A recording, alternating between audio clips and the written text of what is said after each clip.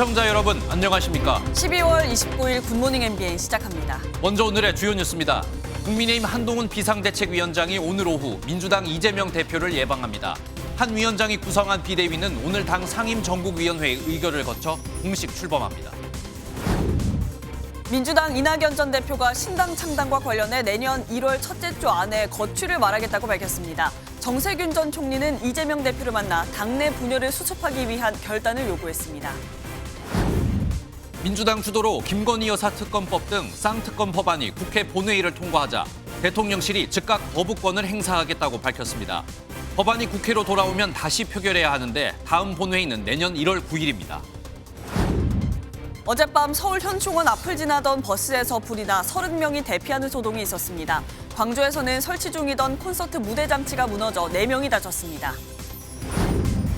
마약 관련 혐의로 수사를 받다 세상을 떠난 배우 고 이선균 씨의 발인이 오늘 엄수됩니다. 이 씨를 협박해 수천만 원을 뜯고 있다는 혐의를 받는 20대 여성은 구속됐습니다. 포근한 날씨 속 오늘도 전국 대부분 지역에 미세먼지가 짙겠습니다. 내일부터 전국적으로 비나 눈이 내릴 것으로 예보돼 올해 마지막 날 해넘이는 보기 어려울 전망입니다. 국민의힘 비대위가 공식 출범하는 오늘 무엇보다 관심이 가는 건 한동훈 비대위원장과 민주당 이재명 대표 이 두 사람의 만남입니다.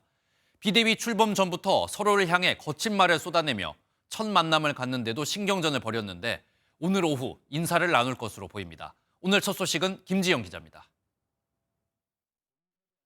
검사 사칭한 분을 절대존엄으로 모시는 건지 저는 묻고 싶습니다. 정권을 견제하는 것은 그리고 감시하는 것은 야당의 몫입니다. 비대위 출범 전부터 거침없이 서로를 직격하며 첫 만남이 더 기대됐던 한동훈 비대위원장과 이재명 대표의 회동은 결국 불발됐습니다. 쌍특검법 등을 논의하는 본회의를 고려해 비대위 측이 만남을 미룬 것으로 알려졌는데 속전속결로 비대위 인선이 마무리된 점에서 당무를 우선한 것으로 보입니다. 마지막 인선 작업 때문에 혼자 조용히 계시는 것 같아요. 민주당 관계자는 이재명 대표는 사석에서도 누구든 만나겠다고 말한다며 협조를 강조한 이 대표의 대인배적인 면모를 강조했습니다. 어제 늦게까지 조율을 이어온 양당은 오늘 오후 공식 만남을 갖기로 했습니다. 한 비대위원장은 먼저 김진표 국회의장을 예방하고 이 대표를 찾아 가벼운 인사와 함께 현안에 대한 이야기를 나눌 것으로 보입니다. 장외에선 설전을 벌인 두 사람이 공식 만남에선 협치의 물꼬를 틀 수 있을지도 관심사입니다. MBN 뉴스 김지영입니다. 야권에서 신당 창당을 추진 중인 민주당 이낙연 전 대표가 다음 주 안에 거취를 표명하겠다고 밝혔습니다. 민주당 내부 갈등이 고조된 가운데 정세균 전 총리는 이재명 대표를 만나 당의 분열을 막아달라고 당부했습니다. 이 내용은 김태희 기자입니다. 최성 전 고양시장 출판 기념회에 참석한 민주당 이낙연 전 대표가 이르면 다음 주 신당 창당 계획을 기정사실화했습니다. 이 전 대표는 연말까지 민주당에 시간을 주겠다고 약속했고 새해 초 국민께 보고드린다고 했으니 그 약속을 지킬 것이라고 말했습니다. 제가 새해 초라고 말씀드린 바가 있죠. 변함없습니다. 이재명 대표와의 협의에 관해선 중단된 상태라고 언급했습니다. 이재명 대표는 정세균 전 총리와 오찬 회동을 하고 당 통합 방안을 논의했습니다. 이 자리에서 정 전 총리는 벼랑 끝에 매달려 잡고 있는 손을 놓는다는 뜻의 현의 살수라는 사자성어를 이용해 이 대표의 결단을 촉구했습니다. 당의 분열을 막고 수습할 책임, 또 수습할 권한, 이 모든 것이 다 당대표에게 있기 때문에 당대표가 책임감을 가지고 최근의 상황들을 수습해 주겠다. 새해 첫 주 이낙연 신당에 대한 밑그림이 나올지 관심이 쏠리는 가운데 민주당은 계파 갈등을 최소화하는 차원에서 외부 인사인 임혁백 고려대 교수를 공관위원장으로 검토 중인 것으로 전해졌습니다. MBN 뉴스 김태희입니다. 배우 고 이선균 씨의 발인이 오늘 예정된 가운데 이 씨를 협박해 수천만 원을 갈취한 혐의를 받는 여성이 구속됐습니다. 경찰은 유족들에게 위로의 말을 전한다면서 수사는 적법하게 이루어졌다고 강조했습니다. 손성민 기자의 보도입니다. 배우 고 이선균 씨의 장례식장에는 고인의 명복을 비는 동료들의 조문이 계속됐습니다. 갑작스러운 비보에 동료들은 침통한 표정으로 장례식장을 찾았습니다. 지금 나도 마음이 어렵고 나는 선배 입장에서 훨씬 더 여러 가지로 하여간 좀 착잡하고 마음이 아파요. 추모의 물결이 이어지는 가운데 이 씨의 발인은 오늘 정오 비공개로 진행할 예정입니다. 이런 가운데 유흥업소 실장을 통해 이 씨를 협박해 수천만 원을 갈취한 혐의를 받는 20대 여성 A 씨는 구속됐습니다. 이성균 씨 공갈 협박한 혐의 인정하세요? 마약 투약 혐의 알리려고 협박하셨나요? 한편 이선균 씨를 무리하게 수사했다는 비판을 받는 경찰은 기자회견을 열어 적법한 수사였다고 해명했습니다. 구체적인 수사 내용을 외부에 흘렸다는 의혹도 부인했습니다. 고인에 대한 수사는 구체적인 제보 진술과 증거를 바탕으로 법적 절차에 따라 진행하였습니다. 경찰은 이 씨가 공갈 혐의로 A 씨와 유흥업소 실장을 고소한 사건은 계속 수사할 방침이라고 밝혔습니다. MBN 뉴스 손성민입니다. 이스라엘군이 팔레스타인들을 옷을 벗긴 채 잡아둔 모습이 공개됐습니다. 그런데 여기에 어린이까지 포함돼 많은 비판이 나오고 있습니다. 이스라엘은 하마스 자금책을 체포하는 등 공언했던 하마스 추적을 계속 이어가고 있습니다. 주진희 기자입니다.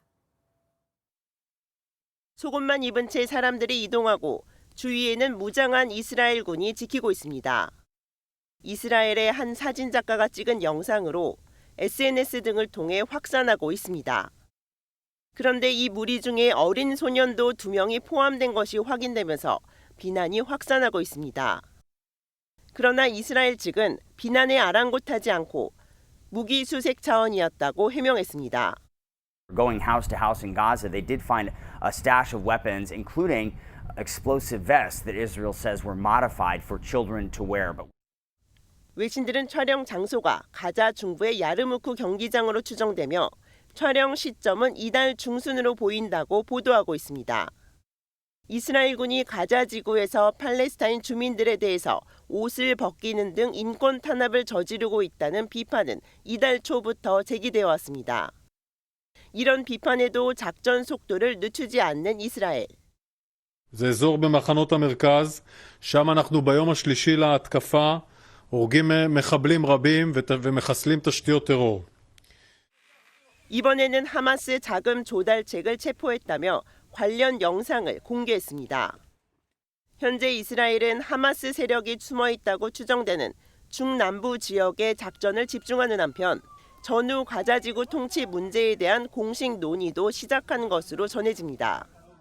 MBN 뉴스 주진입니다. 오늘 하루 중요한 일정을 소개해드리는 굿모닝 오늘입니다. 어떤 일정이 있는지 함께 살펴보겠습니다. 국민의힘 한동훈 비상대책위원장과 민주당 이재명 대표가 오늘 오후 4시 국회에서 만납니다.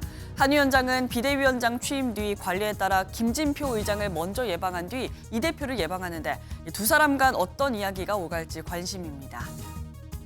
국민의힘 비상대책위원회가 오늘 당 상임 전국위원회 초인을 거쳐 공식 출범합니다.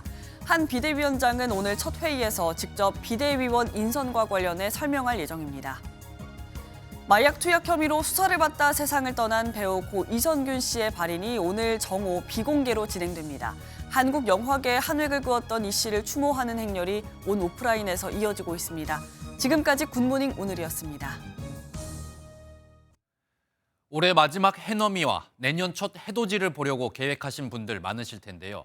아쉽게도 내일부터 눈과 비가 시작돼 올해 마지막 해넘이는 보기가 어려울 전망입니다.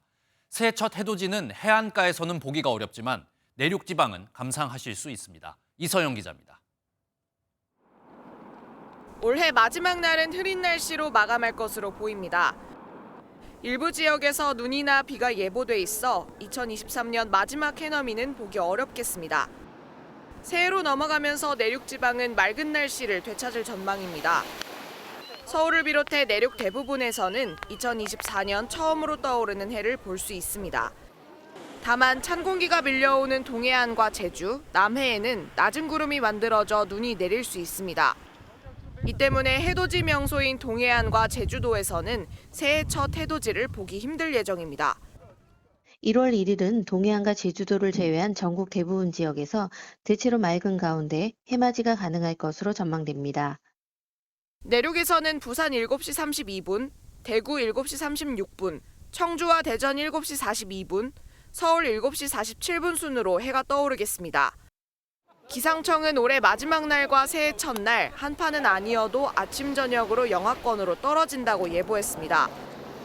도로 결빙과 살얼음이 예상되는 만큼 이동량이 많은 연말연시 교통안전에 유의해야 한다고 강조했습니다.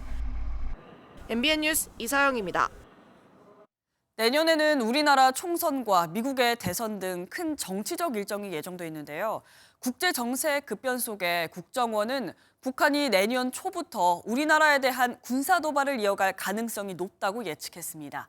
김정은 국무위원장은 내년 초 남한에 큰 파장을 일으킬 수 있는 방안을 마련하라는 지시도 내린 것으로 전해집니다. 김세희 기자입니다. 국정원은 내년 초 북한의 도발이 더욱 잦아질 거라고 판단했습니다. 4월 총선과 11월 미국 대선 과정에서 군사 도발과 사이버 공격 가능성이 높아진다는 분석입니다. 북한은 지난 20대 총선을 앞두고 핵실험을 진행했고 21대 총선 직전에는 한 달간 단거리 탄도미사일을 4회 연속 발사했습니다. 지난 18일 대륙간 탄도미사일 화성 18형을 발사한 후 김정은 국무위원장은 미국을 겨냥해 강력하게 맞대응하겠다고 발언했습니다. 이후 김 위원장은 측근들에게 내년 초 남한에 큰 파장을 일으킬 수 있는 방안을 마련하라는 지시를 내린 것으로 전해졌습니다. 북한의 제8기 제9차 전원회의 이틀째인 그제 회의에서는 전투적 과업도 언급한 상황. 군수공업 부문, 핵무기 부문, 민방위 부문이 전쟁 준비 완성에 더욱 박차를 가할 때 대한 전투적 과업들이 북러 밀착으로 후원 세력을 확보한 북한이 7차 핵실험을 할 가능성도 제기됩니다. 핵무기를 포기할 의사가 없다라는 것을 더욱 확실하게 이 전달하는 의미에서 경우에 따라서는 이제는 추가 핵실험까지 할 가능성이 있다. 국정원은 과거 북한의 행태나 대남 위협 발언 수위를 고려해 유관부처와 대비태세 확립에 주력한다는 방침입니다.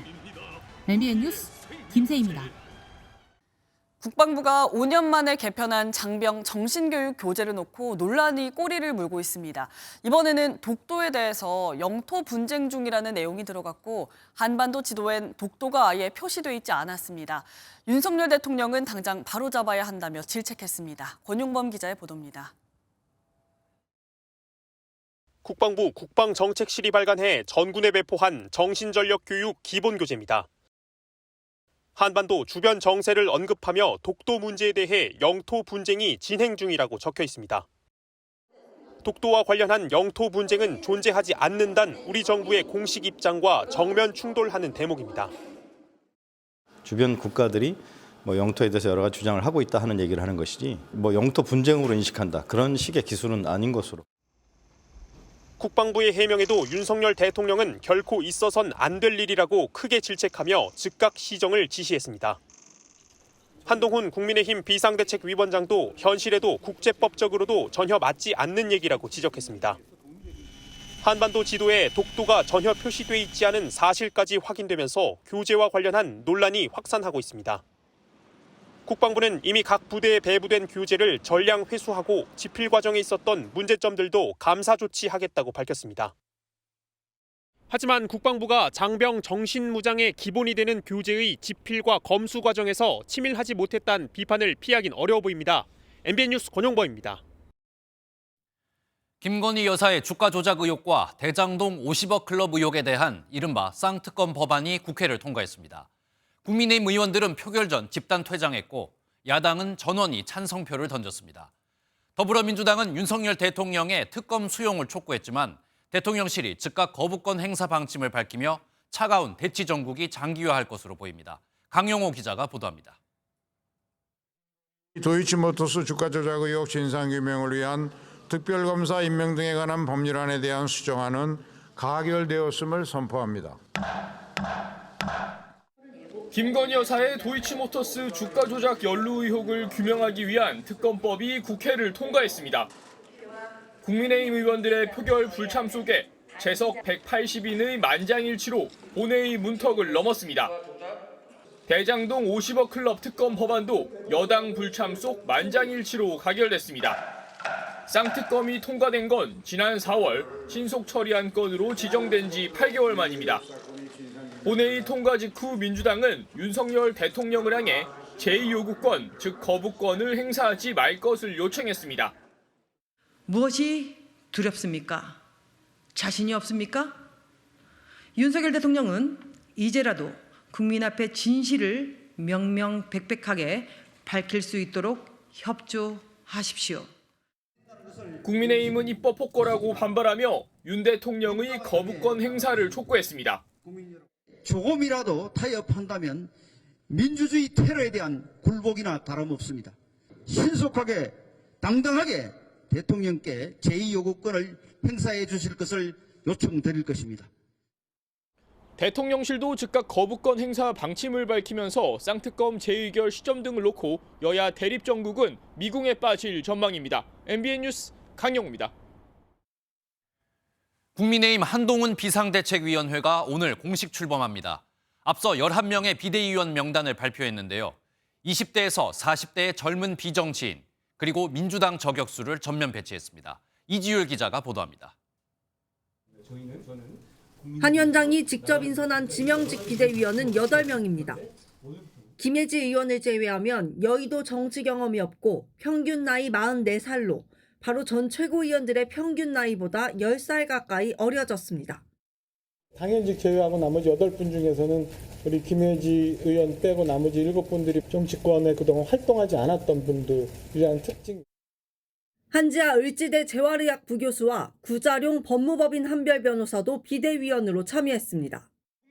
최근 국민의힘 인재영입위원회가 영입한 21살 최연소 비대위원인 윤도현 솔 대표와 조국 흑서의 공동저자인 민주당 저격수 김경률 경제민주주의 21대표도 비대위원회에 합류합니다.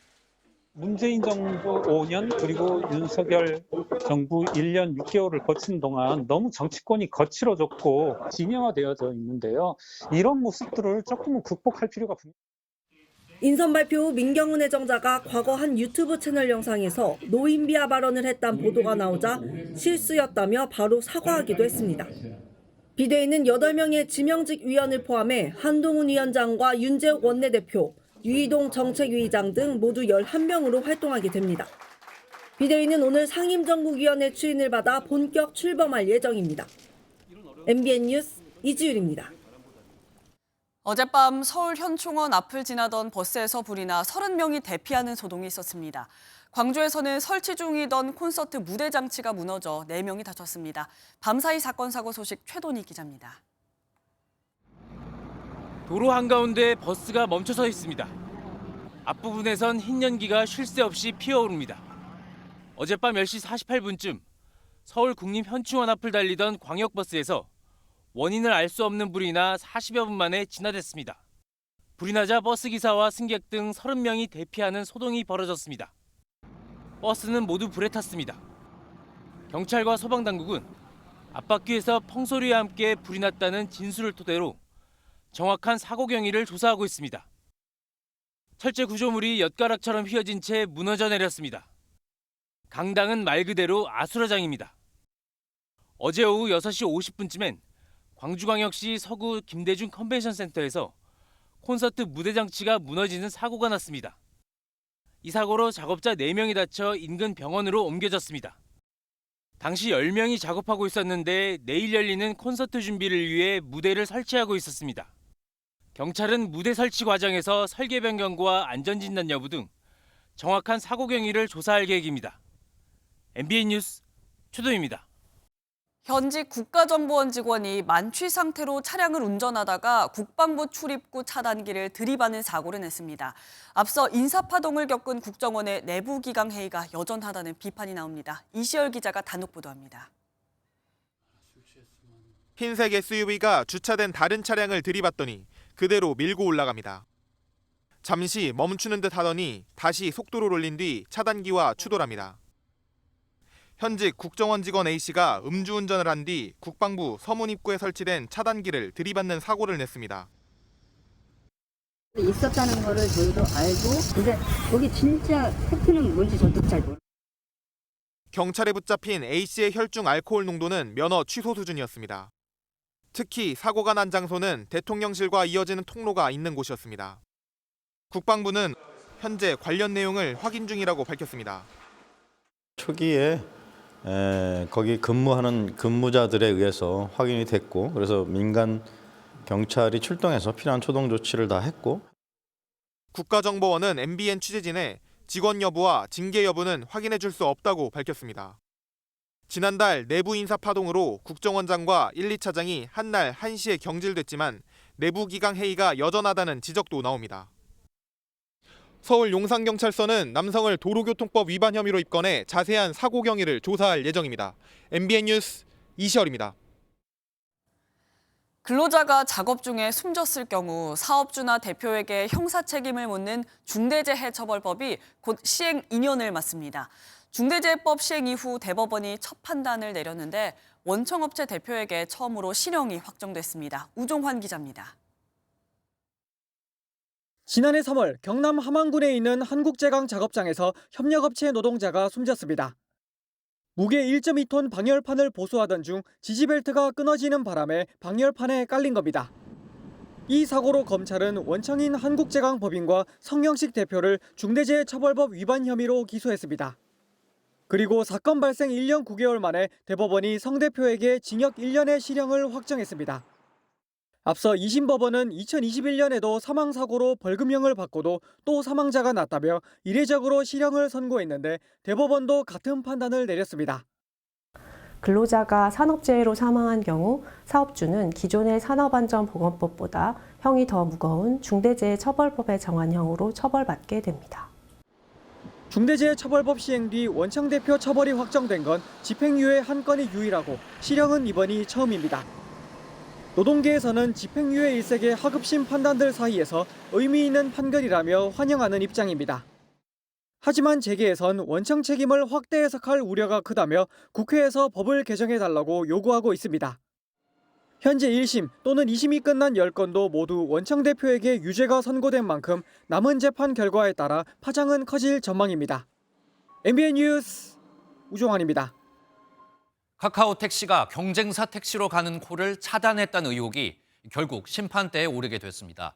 공정거래위원회는 스스로 문제를 고치겠으니 사건을 끝내달란 카카오 측 요구를 받아들이지 않았습니다. 카카오에 또다시 강도 높은 제재가 나올 것으로 보입니다. 이승훈 기자입니다. 서울역의 택시 승강장. 평소에도 택시가 많이 서 있는 곳인데 운전자들에게 물어보면 카카오 택시에 대한 불만이 바로 터져 나옵니다. 콜 받고 이제 움직이는데 나한테 떨어졌던 게 그냥 취소가 돼버려요. 콜이 너무 긴 콜이 들어와요. 10분, 11분. 주기는 주는데 그건 잡을 수가 없는 콜이죠. 대표적인 불만 중 하나는 콜 차단 의혹입니다. 90% 이상의 압도적인 시장 점유율을 무기로 오티와 타다 등 경쟁사 가맹 택시에는 카카오콜을 차단했다는 겁니다. 공정거래위원회는 조사에 착수했고 카카오 측이 자진 시정할 테니 사건을 종결해 줄 것을 요청했지만 공정위는 받아들이지 않았습니다. 소비자 피해와 사안의 중대성 등을 감안할 때 제재가 불가피하다는 게 공정위의 판단입니다. 공정위는 카카오 모빌리티가 우티와 타다 등 경쟁 가맹사의 운행 정보와 같은 영업 비밀을 요구하고 이를 거절하면 가맹사 소속 기사들의 배차콜을 차단한 것으로 보고 있습니다. 모빌리티 플랫폼이 자신과 제휴계약을 체결하지 않은 타 가맹본부 택시기사에 대해서 콜을 차단한 행위. 카카오 모빌리티는 올해 초에도 콜 몰아주기로 공정위로부터 257억 원의 과징금을 부과받은 바 있습니다. 김범수 창업자가 강력한 쇄신을 선언한 가운데 공정위는 과징금 부과를 비롯한 모든 가능성을 열어두고 사건을 들여다보겠다는 입장입니다. MBN 뉴스 이승훈입니다. 최근 정부 전산망이 마비되면서 접속이 안 되는 사고가 잇따랐죠. 정부가 원인을 분석해 발표했는데 지난달 주민센터 업무를 마비시킨 시스템 장애의 원인은 끝까지 찾지 못했습니다. 강세연 기자입니다. 정부 사업의 입찰이 이뤄지는 나라장터 사이트입니다. 최근 한 달 새 이 사이트에 접속이 2차례나 지연되며 입찰자들이 큰 불편을 겪었습니다. 원인은 접속량 증가였습니다. 입찰 참가견이 집중 투차라는 공구 시부터 10시 사이로 평상시보다 접속량이 증가하여 웹서버 소프트에 설정된 동시 접속자 수를 초과하여 하지만 지난달 주민센터 업무를 마비시킨 세월 행정 시스템 먹통의 구체적인 원인은 끝내 밝히지 못했습니다. 그런 걸 밝힐 수 있는 건 해당 제조사밖에 있을 수 없습니다. 추가적으로 밝히는 작업은 하고 있지 않다는 걸. 지난 11월 이후 정부 전산망에 문제가 생긴 건 6건입니다. 접속장의 시간을 분석해보니 대부분 1시간 안에 복구했지만 초기에 문제가 발생한 지점을 찾지 못한 세월 행정 시스템은 사흘이 지나서야 정상화됐습니다. 네트워크 관리 시스템, 그러니까 NMS 시스템을 좀 고도화할 필요성이 있고 그거가 이제 결국은 장애가 어디서 났다는 것을 먼저 찾아주고 있잖아요. 아울러 문제가 발생했을 때 전원 문자로 알리는 시스템을 하루빨리 마련해야 한다는 지적이 나옵니다. MBN 뉴스 강세현입니다.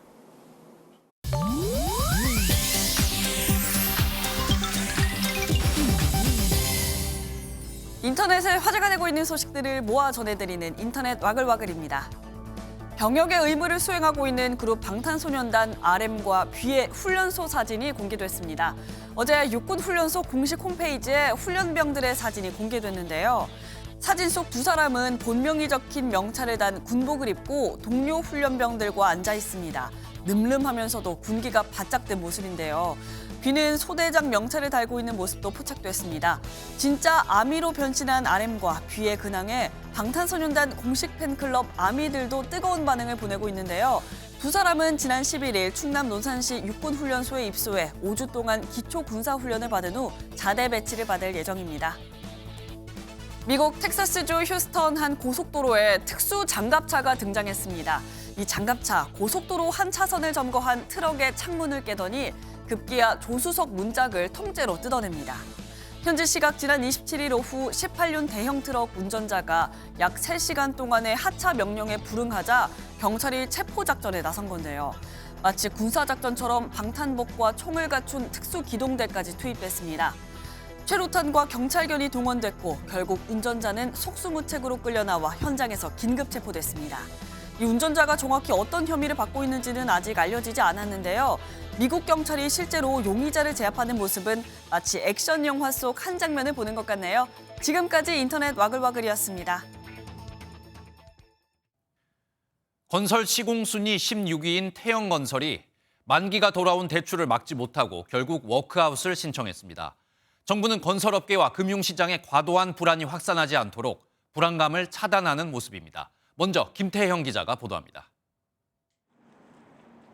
지난 27일까지만 해도 경영 정상화 중이라고 밝혔던 태영건설이 어제 만기가 돌아오는 채권 480억 원을 막지 못해 결국 워크아웃을 신청했습니다. 이달에만 4천억 원 PF 채권 만기가 돌아오고 내년 말까지 합치면 채무액이 3조 6천억 원이나 됩니다. 그동안 계열사 매각 등으로 1조 원 이상의 자금을 확보했지만 역부족이었습니다. 주 채권은행인 KDB 산업은행은 어제 채권단 협의회 소집을 통보했고 채권단은 내년 1월 11일 워크아웃 개시 여부를 결정할 첫 회의를 열 예정입니다. 통보만 한 거 맞아요. 채권자 설명회를 하고 이제 협의회는 그 이후에. 채권단의 75%가 동의하면 워크아웃이 개시되고 최장 4개월까지 채권 유예 기간이 주어집니다. 이를 위해선 태영건설이 채권단이 납득할 만한 자구책과 정상화 방안을 내놓아야 합니다. 대주주 사재 출연이나 SBS 지분 매각 등도 쟁점이 될 것으로 보입니다. 당사자인 태영건설의 철저한 자구 노력을 유도하고 채권단과의 원만한 합의와 설득이 이루어지고 시장 참여자들의 신뢰와 협조를 얻을 수 있도록 지원해 나갈 것입니다. 정부는 이번 사태가 충분히 예견됐던 일이라며 대응 가능하다고 밝혔지만 시장에선 PF발 위기가 본격화하는 것 아니냐는 불안감이 커지고 있습니다. MBN 뉴스 김태형입니다. 태영건설의 워크아웃 신청으로 협력업체나 아파트 계약 분양자들의 걱정도 커지고 있습니다. 정부는 시공사를 바꾸거나 금리 혜택을 주는 방법으로 피해가 돌아가지 않도록 하겠다고 밝혔습니다. 또 시장을 안정시키기 위해 내년 초 PF 관련 종합대책을 내놓기로 했습니다. 이어서 길기범 기자입니다. 경기도 의왕시에 있는 태영건설의 아파트 공사 부지입니다. 오는 2026년 11월 입주가 목표인데 지난달 분양도 시작했습니다.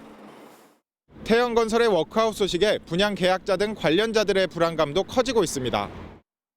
분이 많죠. 공사 지연이라든지 내 돈을 안전하게 보호받을 수 있는 건지 이런 분이가. 현재 태영건설의 분양이 진행된 곳은 22곳, 세대수는 총 19,869세대에 달하는데 이 중 14곳은 주택도시보증공사, 허그의 분양보증에 가입돼 보호를 받을 수 있습니다. 사업이 어려운 사업장은 시공사를 바꿔 진행하거나 허그를 통해 분양대금을 환급해줄 방침입니다. 공공기관에 관련되어 있는 공사이기 때문에 이 부분도 원만히 진행될 것으로 일단 보이고 필요하면 대체 시공사를 하면 될 것 같고요. 협력업체에 대해서는 채무 상환 유예나 금리 감면 등 안전장치를 지원할 방침입니다. 아까 밥 먹으면서 얘기하니까 협력업체들 말이야. 다 그렇지. 어떻게 보면 더 날 수도 있지. 불편한 건 아니니까. 우려되는 부분은 레고랜드 사태처럼 회사채 시장이 얼어붙고 다른 건설사들도 자금난에 직면하는 겁니다. 아울러 보험사와 증권, 저축은행 등 PF 대출이 많은 제2금융권의 부실이 커지는 겁니다. 정부는 다른 건설사는 문제가 없다고 강조했지만 과도한 불안감이 확산하지 않도록 PF 대책을 포함해 건설업 구조조정 방안을 내년 초에 발표할 예정입니다. MBN 뉴스 길기범입니다. 최근 도널드 트럼프 전 미국 대통령의 독주를 견제할 후보로 급부상한 니키 헤일리 전 유엔 대사가 역사 문제로 구설에 올랐습니다. 미국의 남북전쟁 원인을 묻는 말에 노예제를 거론하지 않아 논란이 됐습니다. 워싱턴에서 최중락 특파원입니다. 현지 시각 27일 미국 뉴햄프셔주에서 열린 니키 헤일리 전 유엔 대사와 유권자와의 만남 행사. 최근 공화당 대선 경선 후보로 인기를 끈 헤일리 전 대사의 발언 하나하나에 관심이 쏠렸습니다. 이 과정에서 남북전쟁의 원인을 묻는 역사인식과 관련된 질문이 나왔고 헤일리 전 대사는 노예제를 거론하지 않으며 다소 모호한 답변을 내놨습니다. I mean, I think the cause of the Civil War was basically how government was going to run. 노예제를 거론하지 않은 점을 지적하자 헤일리 전 대사는 오히려 질문의 의도를 문제 삼으며 피했습니다. 남북전쟁은 노예제를 지지하던 남부주들이 미합 중국에서 분리를 선언한 것이 원인이라는 것이 미국의 역사적 정설입니다. 헤일리 전 대사의 발언에 최근 여론조사에서 뒤처진 것으로 나타난 바이든 대통령은 곧바로 남북전쟁은 노예제에 대한 것이라고 지적했습니다. 같은 당인 공화당 경선 후보인 디센티스 플로리다 주지사도 깜짝 인기가 헤일리의 역사인식 문제를 드러냈다고 비판했습니다. Not that difficult to identify and acknowledge the role slavery played in the Civil War. 논란이 거세지자 헤일리 전 대사는 이후 행사에서 남북전쟁은 노예제에서 비롯된 것이라며 한 발 물러섰습니다. Of course the Civil War was about slavery. We know that. That's unquestioned, always the case. 미국 대선 경선이 다가오고 유권자와의 만남이 늘어나면서 후보자들의 발언 하나하나에 대한 검증은 계속될 전망입니다. 워싱턴에서 MBN 뉴스 최중락입니다.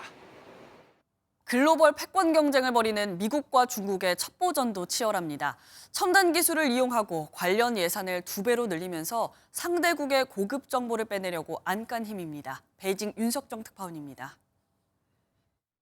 저는 지금 각국 대사관들이 모여있는 베이징 외교가에 나와 있습니다. 이곳엔 수많은 CCTV들이 설치돼 있어 오가는 모든 사람들을 체크할 수 있습니다.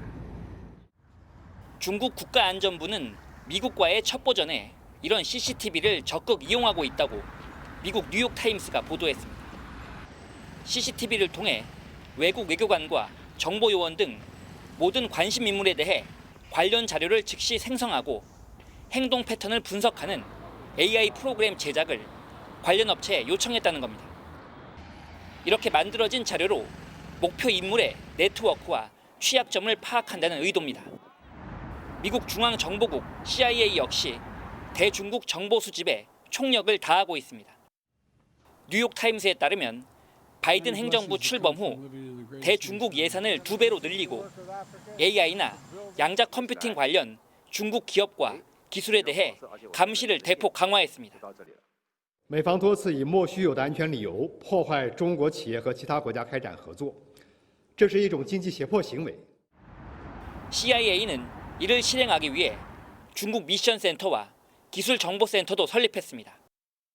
과거 각종 무기나 군부대 배치 등 상대국의 전쟁 수행 능력에 집중했던 정보기관들이 이제는 반도체 설비 능력이나 인공지능 같은 첨단 기술 정보 수집에 집중하고 있습니다. 베이징에서 MBN 뉴스 윤석정입니다.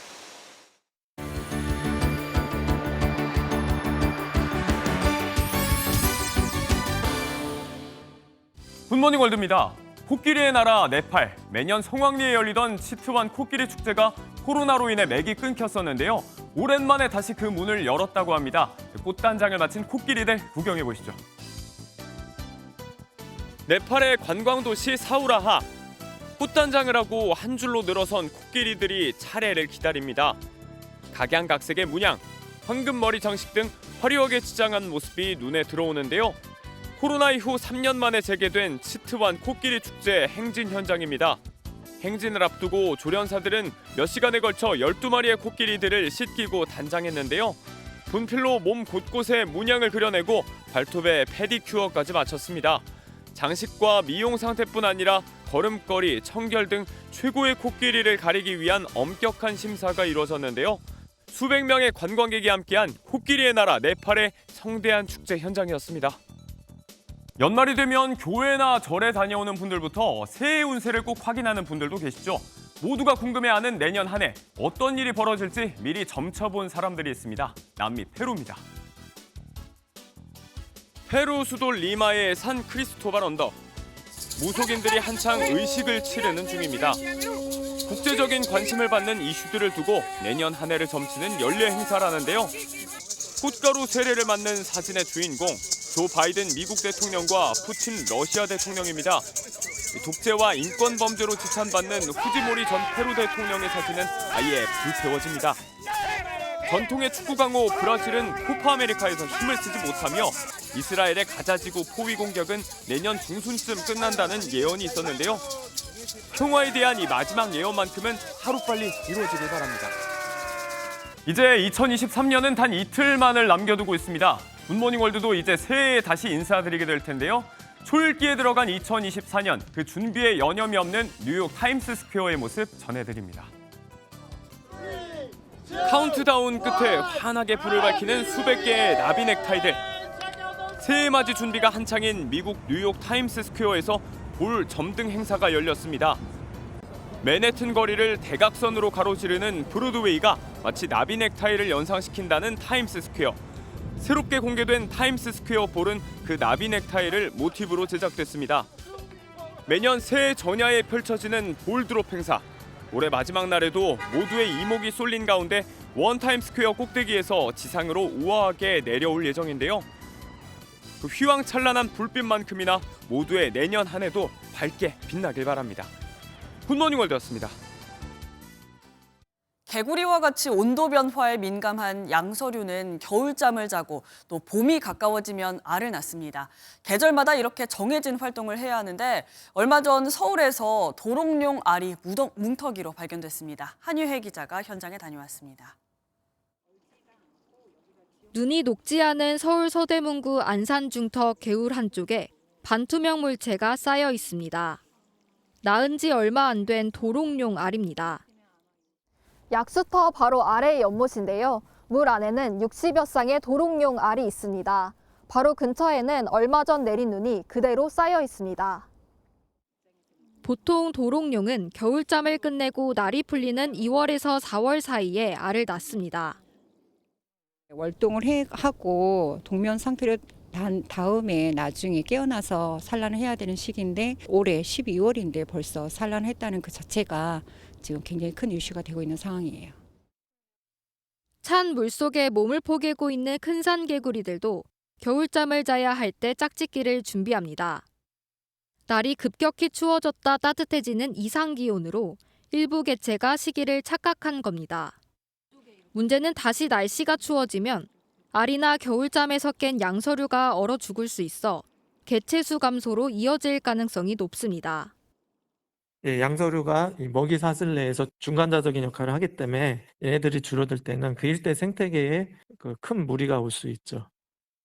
지난 10월 학술지 네이처에 실린 연구 결과에 따르면 세계 양서류 5종 가운데 2종이 멸종 위기에 놓였고 기후변화가 최대 위협이라고 설명했습니다. MBN 뉴스 한여입니다. 추운 날씨에도 길에서 폐지를 주워 힘겹게 나르고 있는 어르신들 모습 한 번쯤 본 적 있으실 텐데요. 우리나라에서 무려 4만 2천 명의 노인들이 이렇게 폐지를 줍고 있는데 매일 5시간 넘게 일해 손에 쥐는 돈은 한 달에 고작 16만 원이라고 합니다. 정부가 대책 마련에 나섰습니다. 신용수 기자가 취재했습니다. 한 어르신이 추운 날씨 속 폐지를 가득 실은 리어카를 끌고 이동 중입니다. 보통 리어카 한 대에 실을 수 있는 폐지의 양은 약 400kg입니다. 노년의 몸으로 감당하기 버거운 무게지만 생계를 위해서는 끌고 가야 합니다. 400kg가 넘어야 만 원이 조금 넘어요. 남한테 진짜 못 사놓고 그래요, 남들은. 요새 파트값이 30원에서 10원 이제 더 내려간다는 말이 있어요. 그런데 그것 때문에 이제 조금 생활하기가 조금. 정부가 추정하는 폐지 수집 노인은 약 4만 2천 명, 평균 연령은 76세에 달합니다. 어르신들이 폐지를 줍는 가장 큰 목적은 생계비와 용돈 등 경제적 이유입니다. 그러나 폐지 수집만으로는 생계를 유지하기 턱없이 부족한 상황입니다. 폐지 수집 노인들은 하루에 5.4시간씩 주당 6일 일하고 있었습니다. 하지만 월 수입은 15만 9천 원에 그쳐 1시간에 1,300원도 벌지 못하는 것으로 나타났습니다. 정부도 심각성을 인지하고 전수조사를 비롯한 대책 마련에 나섰습니다. 시, 군, 구별로 관리체계 구축을 하도록 하겠습니다. 최저 수준에도 한참 미치지 못하는 폐지 수입 소득보다도 더 나은 노인 일자리 사업을 소개하고 연계하겠습니다. 다만 노인 일자리 사업에 참여하면 기초수급 대상에서 제외돼 어르신들이 취업을 꺼린다는 지적도 있어 보다 실효적인 방안도 고민해야 할 것으로 보입니다. MBN 뉴스 신용수입니다. 우리 국민 10명 중 4명은 죽기 전 암에 걸리는 것으로 나타났습니다. 하지만 암에 걸려도 5년 동안 생존한 확률은 72%, 10년 전과 비교해서 크게 올랐습니다. 가장 많이 걸리는 암은 갑상선암으로 3년 연속 1위를 차지했습니다. 보도에 전남주 기자입니다. 의료진이 한 남성의 목에 장비를 대고 초음파 검사를 하고 있습니다. 갑상선 이상 유무를 살펴보는 겁니다. 갑상선은 검사도 많이 하는 만큼 암 발생 환자도 많이 나왔는데 지난 2020년과 비교해서 20% 정도 증가한 것으로 나타났습니다. 대장암과 폐암, 위암, 유방암 등이 갑상선암 다음으로 많이 걸리는 암으로 집계됐습니다. 우리나라 국민의 기대 수명인 83.6세까지 생존하면 10명 중 4명 정도가 죽기 전 암에 걸리는 것으로 조사됐습니다. 남자는 5명 중 2명, 여자는 3명 중 1명이 암에 걸리는 것으로 나타났습니다. 암이 사망 원인 1등이에요. 검진을 안 받았을 때는 사망률이 높고 검진을 받게 되면 사망률을 낮출 수 있는 질병들에 있어서 그런 암들에 있어서 검진이 효과가 있는 것입니다. 최근 5년간 진단받은 암 환자의 5년 생존율은 72.1%로 집계됐습니다. 암 환자 10명 중 7명은 5년 이상 생존한다는 얘기인데 10년 전과 비교하면 6.6%포인트 높아졌습니다. 암 환자 발생은 지난 2021년 한 해에만 27만여 명으로 전년보다 10% 이상 증가했고 65세 이상에서는 7명당 1명이 암 환자로 나타났습니다. MBN 뉴스 전남주입니다.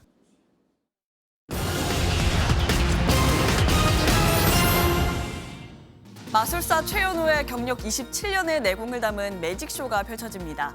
재치 있는 입담으로 관객과 소통을 하는 최연우의 공연. 이번 작품도 역시 관객 참여형으로 100분 동안 관객의 몰입을 유도합니다.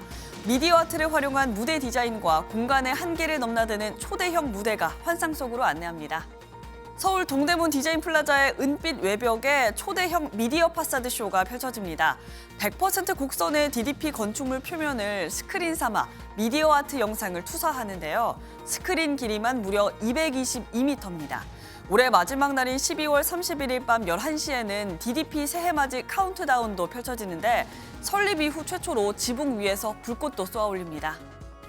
한국 작가 최초로 바티칸성 베드로 대성전에 성 김대건 안드레아 신부 조각상을 세운 한진섭 작가.